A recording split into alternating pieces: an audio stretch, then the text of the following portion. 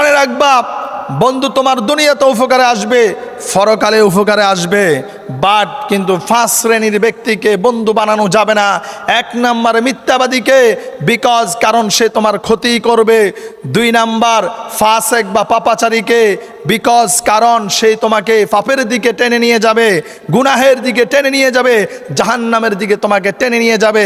3 number কাপুরুষকে, because কারণ সেই তোমাকে বিপদের সময় তোমাকে রেখে পালিয়ে যাবে। 4 নাম্বার হলো কৃপণকে, কারণ সেই সব সময় তোমার থেকে উপকার নিবে, তোমার কোনো উপকারে আসবে না। 5 নাম্বার নির্বোধ বা বেকুফকে, কারণ সেই তোমার উপকার করতে গিয়েও সেই সব সময় তোমার ক্ষতি করবে। So I love my honest friend, your love your honest friend. সুতরাং আমি আমার ইমানদার বন্ধুদেরকে ভালোবাসি, তুমিও তোমার ইমানদার বন্ধুদেরকে ভালোবাসো।